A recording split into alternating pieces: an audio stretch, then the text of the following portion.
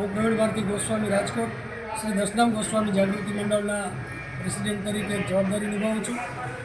આજરોજ મા રાંદલનું પ્રાગટ્ય ધામ એટલે એવા પવિત્ર ધામમાં આજે પૂજ્ય મહંત શ્રી બળવંત પ્રગટ બાપુના 7મી પુણ્યતિથિ નિમિત્તે આજરોજ ભોજન અને ખૂબ જ સારી એવી સંતવાણી, જોકે હરેશ બાપુના સાનિધ્યમાં દર વર્ષે આ પુણ્યતિથિનું આયોજન કરવામાં આવે છે. આ પુણ્યતિથિમાં દશનામ ગોસ્વામી સમાજ નહીં પણ 18 વર્ણના જે કાંઈ માતાજીના સમર્થનો છે અને આ પરિવારના જે શિષ્યો છે એના દ્વારા આ એક પુણ્યતિથિને ભવ્ય રીતે ઉજવવામાં આવે છે. 7 વર્ષથી આ પુણ્યતિથિમાં નામાંકિત સંતો મહંતો મહામંડલેશ્વરો અને દશનામ અખાડાના સંતો પણ બિરાજમાન હોય છે.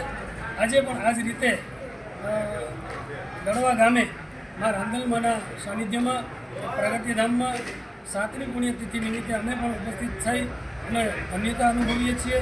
આવું આયોજન ભાઈ શ્રી હરેશ પ્રગટ બાપુ કરે અને ખૂબ જ માતાજી એને સદભાવના અને સત્કાર્ય કરવા માટે પ્રેરિત કરે અને આશીર્વાદ આપે, એ જ અમે પણ શુભેચ્છા આપીએ છીએ. જય માતાજી. રિતેશ ગોસ્વામી ગોંડલ દશનામ સમાજ મંત્રી છું.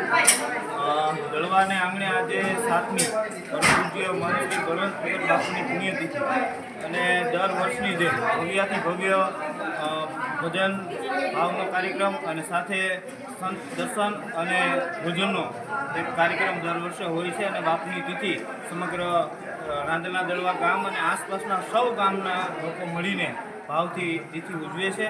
અને આ બાબતે ખાસ એ કે બળવંત બાપુ એટલે સેવા, ભાવ અને ભક્તિનો ત્રિવેણી સંગમ, અને ત્રિવેણી સંગમમાં દળવા અને આસપાસના સૌ લોકોને એ ભવસાગરના દરિયામાંથી બહાર ઉતરવા માટેનું કોઈ જો નાવ ઉપર નાવિક બનીને ચાલે એવા કોઈ હોય તો એ હતા બળવંત પ્રગટ બાપુ. અને પાછળ અત્યારે હરેશ પ્રગટ બાપુ પણ એ જ્યોતને એને રીતે પ્રગટાવી છે. અને સૌ અમે ભાવિક ભક્તો હંમેશા માટે આ દળવા રાંદલના ગામના અમે આશ્રિતો છીએ અને હંમેશા આ સેવાનો લાભ લઈશું.